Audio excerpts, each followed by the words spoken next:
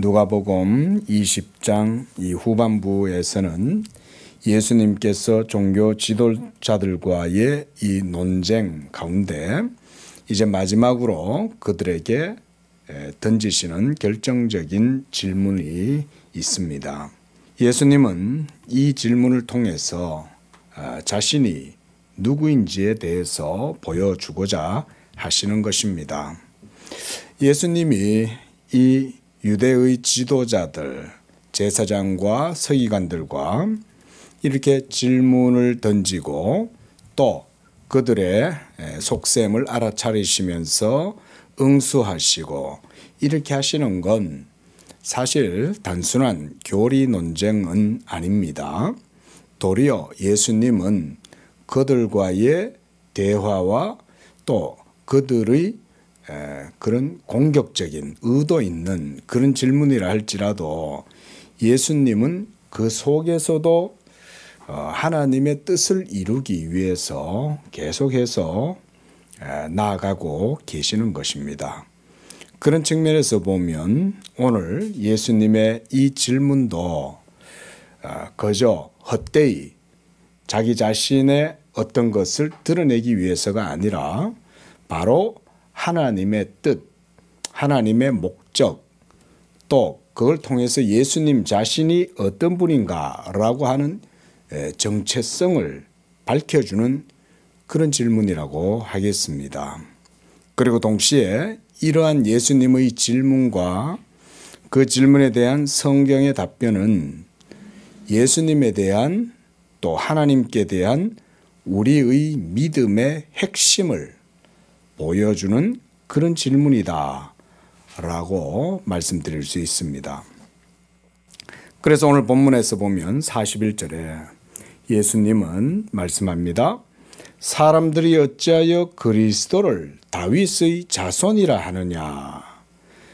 이것은 그리스도는 단순한 사람인가 아니면 하나님이신가 라는 말로 바꾸어서 이해할 수가 있습니다. 여러분도 여러분들의 믿음을 그렇게 한번 생각해 보시기 바랍니다. 여러분들이 믿고 있는 예수님, 그분은 단순한 사람인가? 아니면 그분 자신은 하나님이신가? 이렇게 우리도 질문해 볼 수가 있습니다.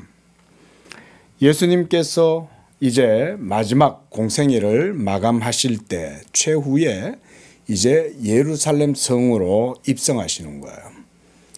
그래서 마을에 매어 있던 어린 나귀 새끼를 타시고 예루살렘을 입성하실 때에 많은 사람들이 이 예수님 앞에 나와서 호산나 다윗의 자손이여 주의 이름으로 오시는 이여 라며 막 찬양을 했습니다.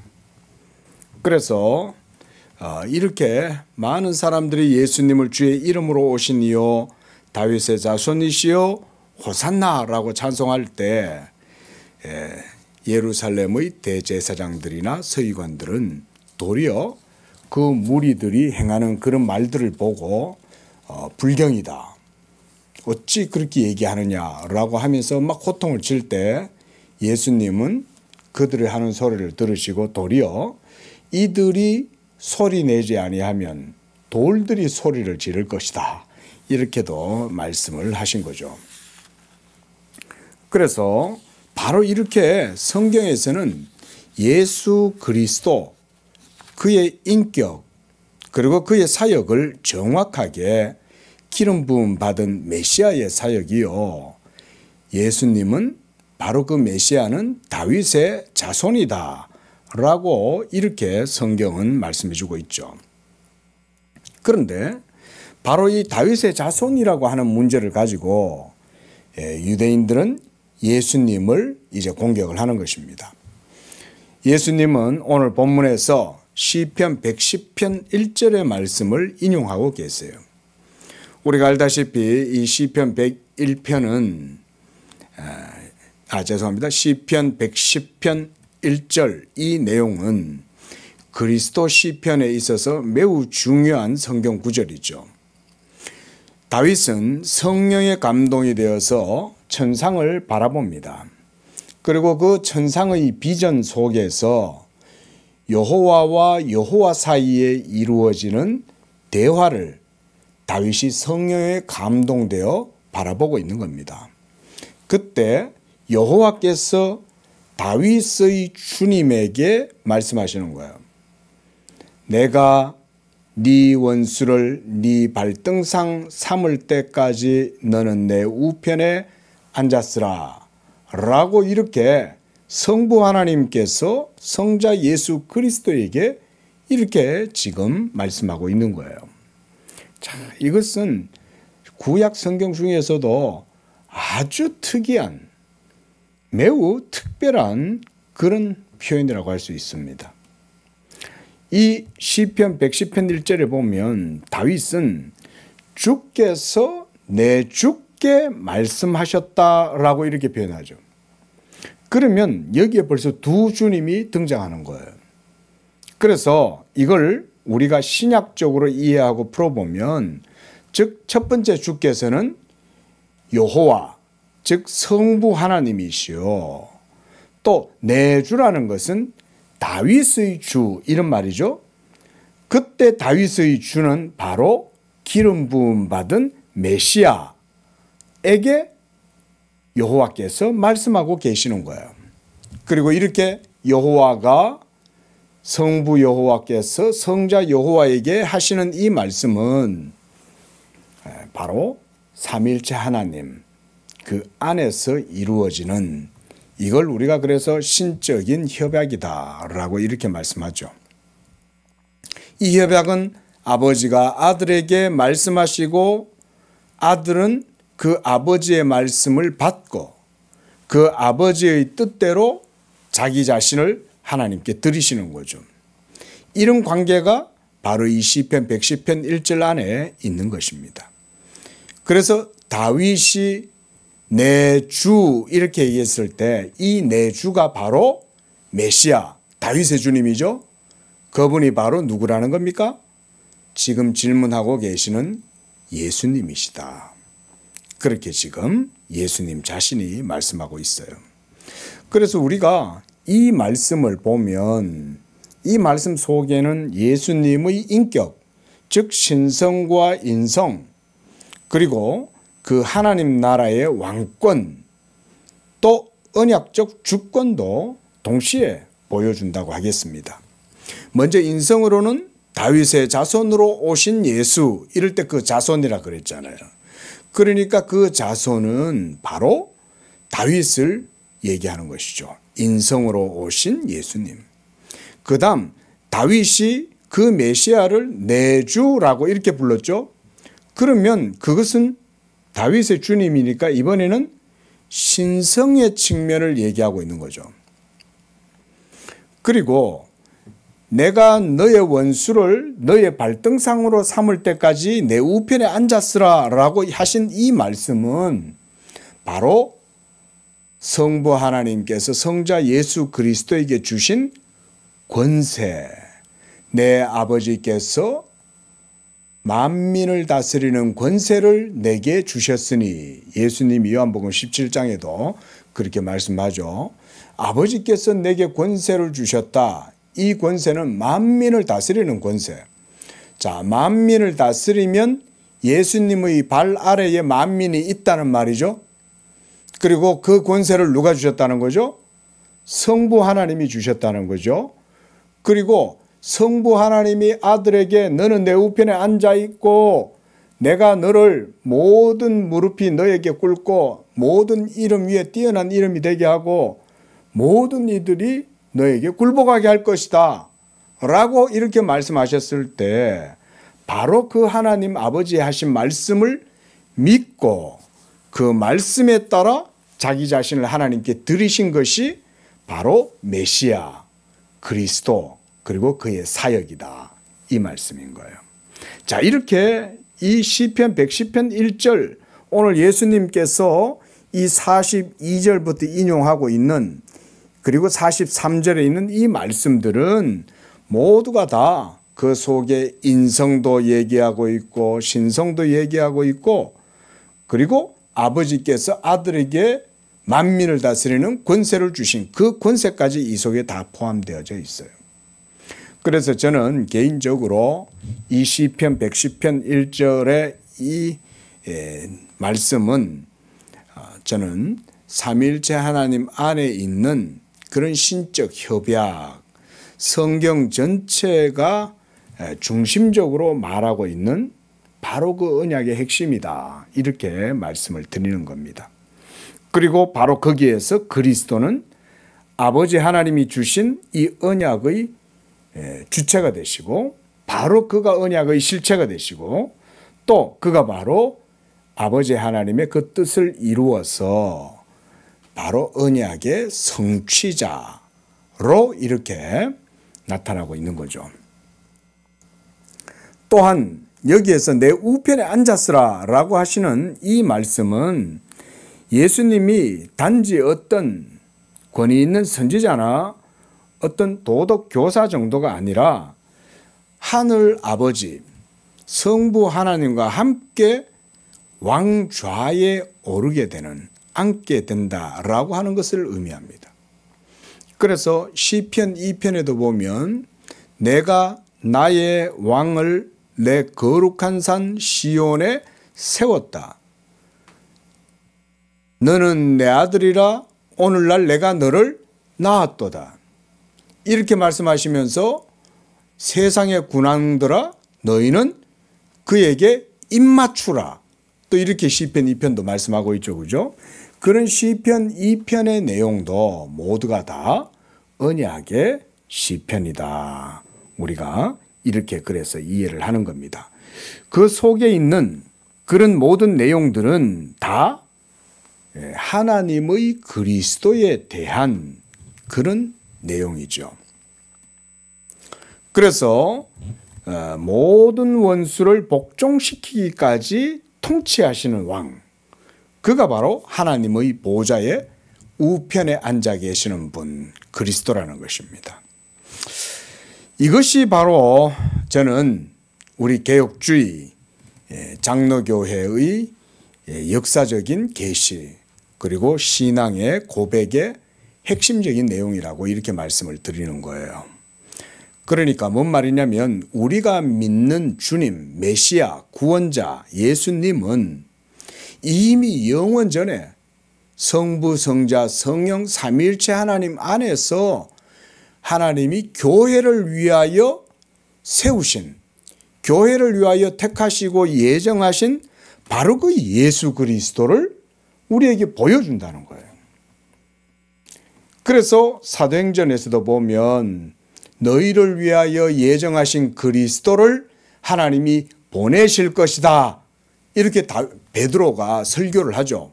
성령의 충만함을 받고 베드로가 예수가 바로 그 그리스도요, 그가 바로 부활의 주님이다 라는 것을 증거하면서 인용했던 것들도 다 이런 말씀이에요. 그러니까 예수님이 오늘 42절 43절에서 얘기하는 이 시편 110편 1절뿐만 아니라 구약 성경의 율법과 선지자들이 예언했던 그 모든 내용의 핵심, 본질은 바로 예수 그리스도에게 다 포커스가 맞춰져 있는 거예요.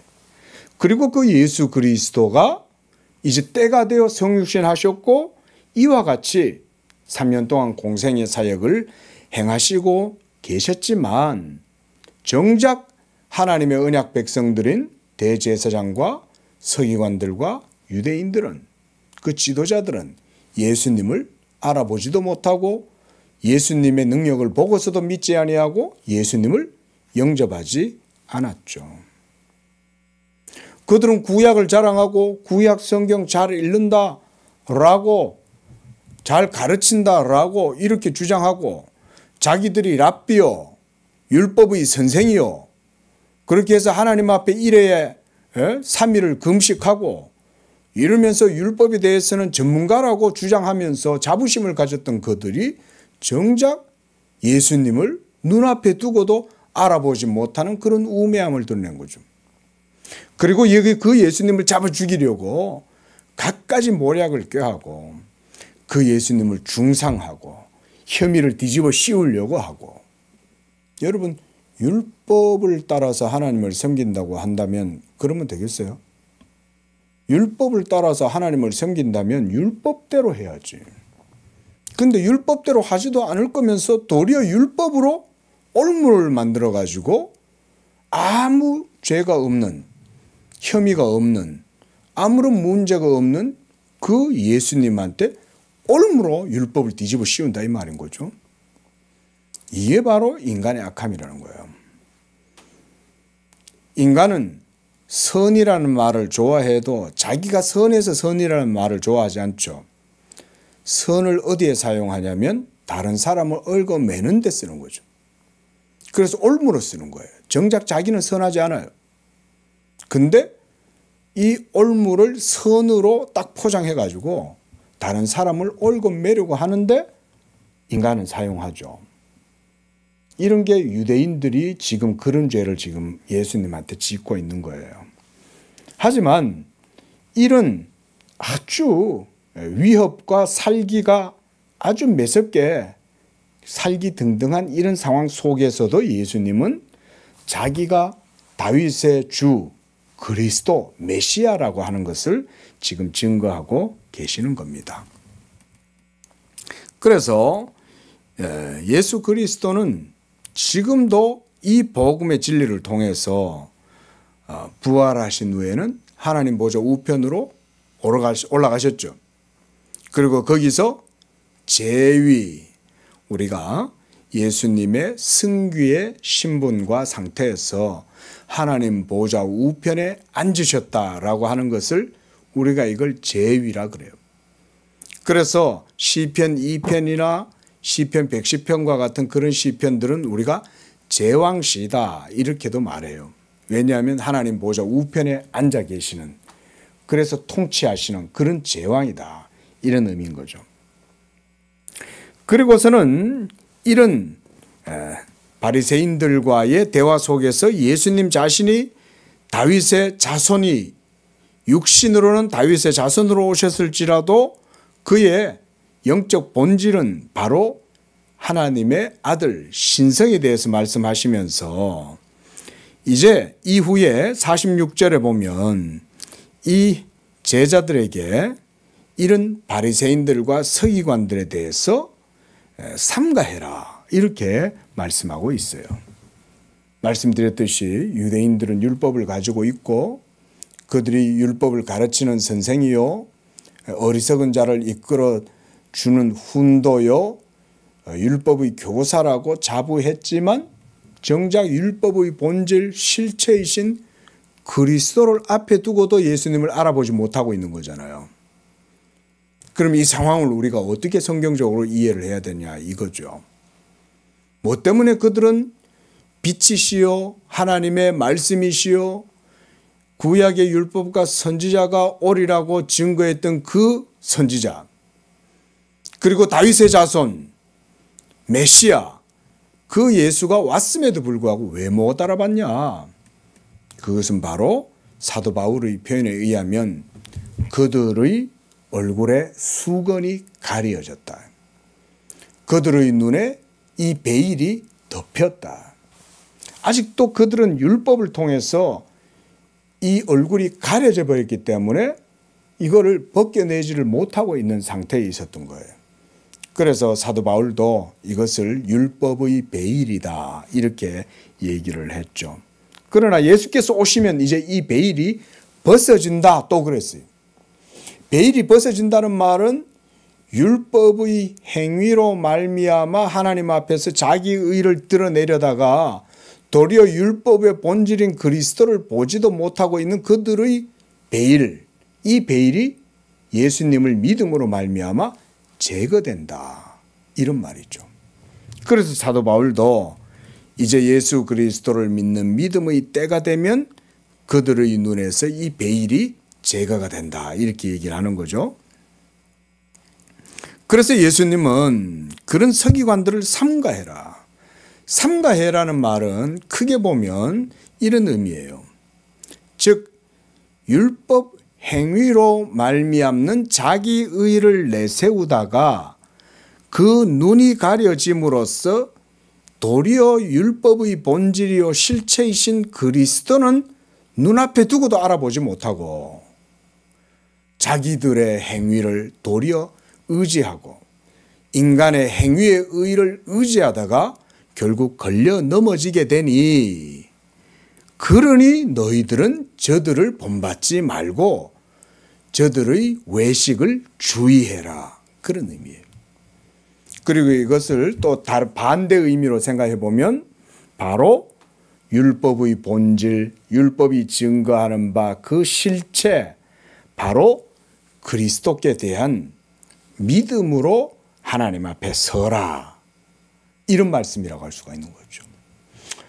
자, 우리에게 만약 하나님께서 율법 토라를 주시면서 우리로 하여금 율법을 따라 하나님을 섬겨라 라고 이렇게 얘기를 하면 우리에게도 이 두 가지 현상은 동시에 일어나요.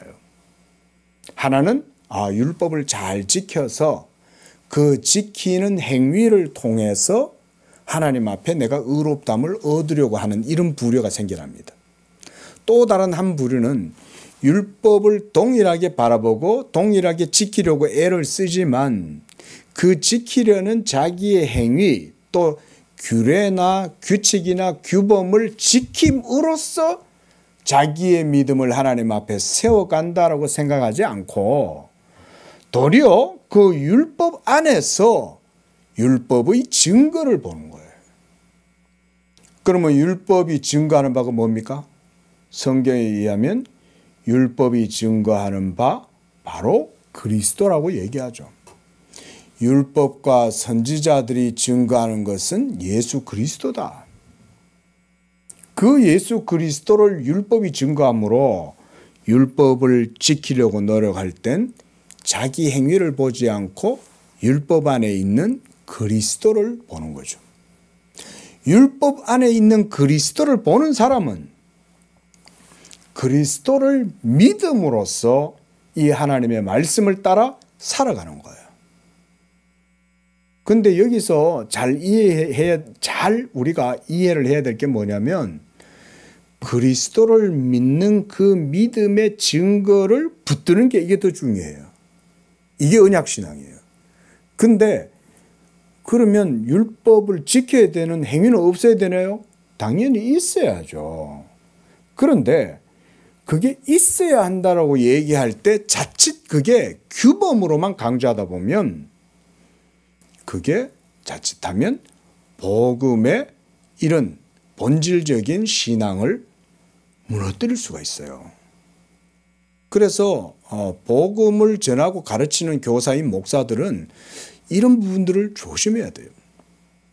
율법이 하나님의 계명, 우리의 삶에 주는 규범인 것은 맞지만 거기에만 머물러 있으면 자칫하면 율법주의로 가버려요. 그런데 성경은 율법에 대해서 뭐라고 얘기하냐면 내 눈을 열어 그 율법의 기이함을 보게 하옵소서 이렇게 말하죠. 그때 내 눈을 열으라는 것은 믿음의 눈을 열어달라 이 말인 거예요. 그럼 믿음의 눈을 열고 율법을 들여다보면 율법 안에서 뭘 본다는 겁니까? 그리스도를 본다 이런 얘기죠.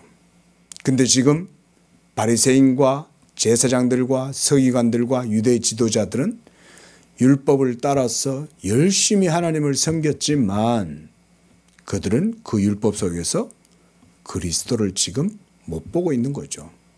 이런 오류에 지금 빠져 있는 거예요. 그래서 예수님이 여기서 삼가라 라고 말씀하셨을 때는 바로 그 율법의 외식 거기에 빠지지 말라는 거예요. 그 말은 반대편으로 생각해 보면 믿음을 가져라 이런 말이에요. 믿음을 가져라. 왜냐하면 하나님이 보내주신 그 예수 그리스도를 믿어야 되잖아요. 그래서 예수님은 오늘 46절에 그들의 외식에 대해서 이렇게 말하죠. 긴 옷을 입고 다니는 것을 원하고 시장에서 문안받는 것을 좋아하고 회당의 높은 자리와 잔치의 윗자리를 좋아하는 그런 서기관들. 그는 랍비들, 제사장들, 장로들, 지도자들 그런 사람이 되지 말라는 거예요.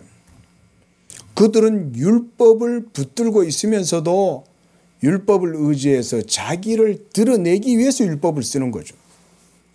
또 동시에 그 율법으로 자기들을 드러내고 축혀 세우고 그래서 많은 사람들 앞에서 박수갈채를 받기를 원했지만 정작 그들은 자기들의 반대 세력들에 대해서는 이 동일한 율법을 가지고 올무로 그들을 사로잡으려고 하고 발을 걸어 넘어뜨리려고 하죠. 이게 위선이 그래서 하나님 앞에서 무서운 거예요. 자기가 그런 악한 짓을 하고 있는데도 자기가 악한 줄을 모르는 거예요. 그러다가 그냥 심판받는 거죠. 어느 날. 그러나 깨어서 하나님 앞에서 겸손하면서 경외하면서 하나님의 율법의 계명을 따라서 자기 자신을 늘 낮추고 자기를 돌아보면서 하나님을 두려워하고 또 하나님을 경외하고 있다면 그 율법이 증거하는 바 그리스도를 그래도 그 속에서 발견한다 이거죠. 주의 이름으로 오시는 이여 호산나 라고 외쳤던 사람들은 지도자들이 아니라 전부 다 일반 시민들, 백성들이었어요. 오히려 백성들의 높은 지위 자리에 앉아있는 사람들은 예수님을 그렇게 환영하지 않았어요. 그 사람들은 모두 다 율법의 자리에 높은 자리에 앉아 있으면서도 사람들한테 존경받기를 원하면서도 정작 예수님을 받아들이지도 아니하고 믿지도 않으면서도 그 예수님을 율법을 이용해서 어떻게 하든지 잡아서 죽이려고 그랬고 정작 일반 백성들은 다 나와서 자기들 옷을 전부 다 예수님이 가시는 발 아래 전부 다 펼쳐들고 그래가지고는 예수님을 전부 다 환호하고 받아들이고 그러면서 다윗의 자손이라고 찬송하고 그러는데 바로 이런 차이들을 보여주는 거죠. 그래서 47절에서 예수님은 그들은 과부의 가산을 삼키고 외식으로 길게 기도하고 그러니 그들이 더 엄중한 심판을 받게 될 것이다 라고 이렇게 말씀을 합니다. 자, 예수님의 통치는 단지 미래적 심판만이 아니에요. 예수님은 이런 위선자들, 외식하는 자들에 대해서 벌써 예수님을 받아들이지 못하는 그 상태가 하나님의 심판이 그들에게 이미 주어졌다고 이렇게 말씀해 주는 거예요.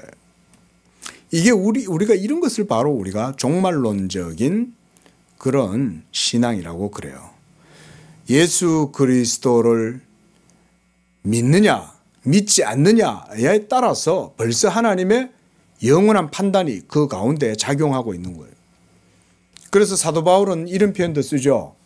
우리는 많은 사람들에게 그리스도의 향기다. 이랬어요.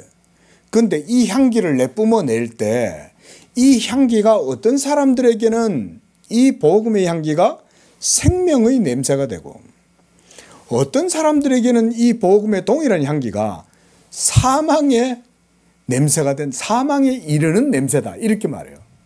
이건 뭘 표현하냐면 예수 그리스도를 믿느냐 믿지 않느냐라고 하는 이 문제는 하나님의 종말론적 판단이 그 가운데 있다 이런 얘기인 거예요.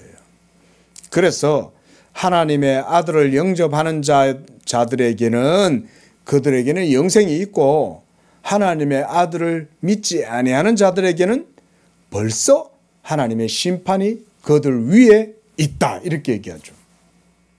이게 복음의 종말론적인 성격이에요.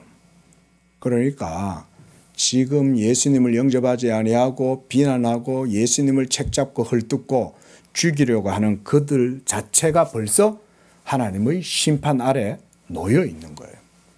그래서 이것을 세례 요한이 뭐라고 얘기했습니까? 열매 맺지 아니하는 나무마다 그 뿌리 위에 도끼가 놓여 있다 이렇게 얘기하죠. 내려칠 것이다 이렇게 얘기 안 해요. 벌써 예수 그리스도의 심판의 도끼가 벌써 그들 위에 딱 놓여 있는 거예요. 이런 게 우리가 좀 어려운 얘기 같아도 성경이 말씀하는 종말론적인 그런 내용들입니다. 예수님이 하나님의 말씀이잖아요, 여러분.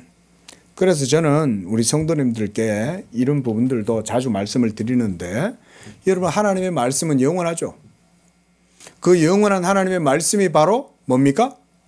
베드로는 이 영원한 하나님의 말씀이 세세 무궁토록 있는 그 말씀이 바로 예수님의 복음이라 그랬죠. 그런데 이 복음을 우리가 이 땅에서 들을 때 이 사복음서를 통해서 예수님의 복음을 듣고 사도 바울의 서신서나 사도들의 여러 서신서들을 통해서 복음을 듣고 이러니까 이게 그 종말론적인 성격을 우리가 잘 주목을 못해요. 근데 여러분, 그렇지 않습니다. 하나님의 말씀은 영원하잖아요. 영원하다는 말은 무슨 얘기입니까? 시간과 공간을 넘어선다, 이런 말이죠. 제가 무슨 주상적이고 관념적인 얘기를 하는 게 아니라 말씀의 실제성을 강조하는 거예요. 하나님의 말씀은 살았고 운동력이 있고 그리고 역동성이 있다는 거죠. 그런데 그 말씀은 역사를 초월해 있어요. 그런데 그 말씀이 역사를 초월해 있다고 해서 단지 추상과 관념으로만 있는 게 아니라 역사 속에 우리 가운데 함께 들어와 계시는 거죠. 그게 바로 성육신하신 예수 그리스도의 복음이에요. 성육신은 역사 속에 들어오는 거 아닙니까? 그렇죠? 그래서 역사의 시간의 한 시점 속에 실제로 들어와서 실제로 영원한 말씀이 몸을 취하신 거예요. 이런 사건 자체가 종말론적 사건이에요, 벌써. 그러나 종말론적 사건이라고 해서 역사성을 무시하는 게 절대 아니에요. 이게 하나님의 말씀의 역동성이고 종말론적인 우리가 소위 긴장감이다. 네, 이런 표현도 쓰죠. 지금 예수님이 자기가 지금 그들에게 던지시는 이런 질문이나 그 바리새인들이나 서기관들에 대한 예수님의 비판이나 예수님의 책망 섞인 이런 말씀들 모두가 다 그들에게는 심판의 말씀이 되는 거예요. 마지막 날 예수님 앞에 이들 모두가 다시 서겠죠.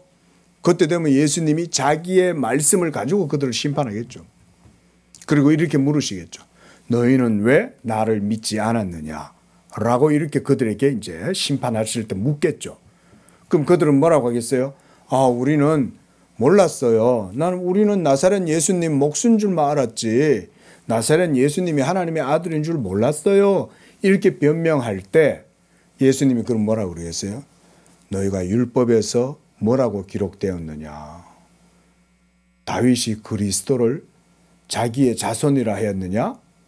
자기의 주라고 하였느냐? 이렇게 예수님 말씀하시겠죠. 한마디로 너희가 율법이 있으면서도 율법대로 안 믿었으니 나를 안 믿은 거 아니냐, 이렇게 얘기하는 거죠. 그러면 그들은 율법 앞에서 의로워요? 불의해요? 불의한 거죠. 왜냐하면 율법을 안 믿었잖아요. 율법을 못 지켰잖아요. 바로 그런 얘기들을 하시는 것입니다. 자, 말씀을 맺으면서 여러분, 예수님은 다윗의 자손으로 오셨지만 다윗보다 앞서 계신 바로 여호와 아도나이 주님이십니다.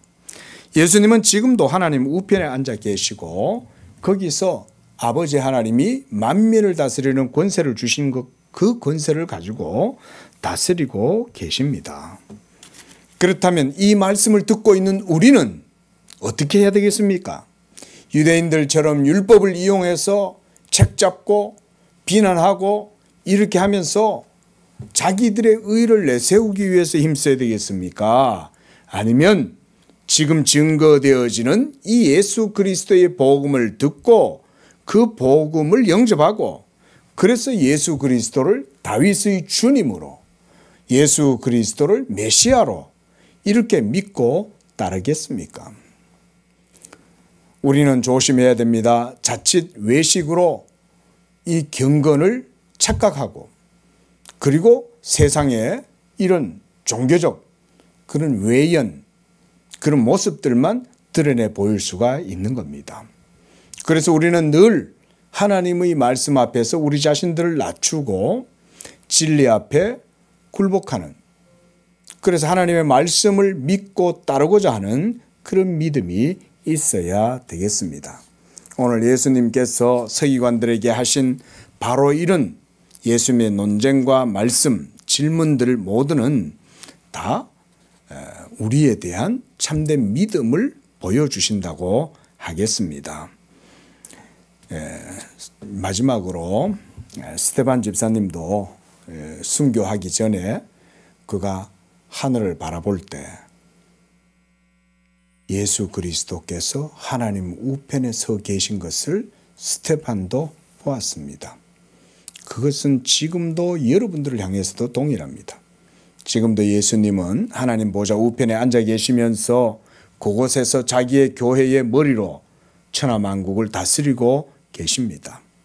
이 예수 그리스도는 바로 우리의 주님이시고 그가 바로 우리의 왕입니다. 그 예수 그리스도에게 입맞추고 그 예수 그리스도를 믿고 따르고 살아갈 때 우리 모두가 다 이 다윗의 언약의 그 주 예수 그리스도의 복을 누리고 살아가게 되는 것입니다. 기도하겠습니다. 거룩하시고 자비로우신 하나님 감사합니다. 이와 같이 예수 그리스도 율법의 실체요 율법이 증거하시는 바 그 메시아 그 언약의 중보자 그 예수 그리스도에 대한 그 믿음을 이방 백성들이었던 우리들에게도 허락하여 주시고 이제 무할례자였고 이방인들이었던 우리가 이제는 하나님을 아버지라 부르고 그 하나님의 언약 가운데에 하늘의 기업을 누리면서 그러한 영적 존재들로 불러주시니 감사합니다. 살아계신 하나님 아버지여 우리가 이와 같이 주 예수 그리스도를 믿고 그 가운데서 복음의 신앙으로 하나님께 영광을 돌리며 복된 삶을 살아가도록 인도 축복하여 주시옵소서. 예수님의 이름으로 기도합니다. 아멘.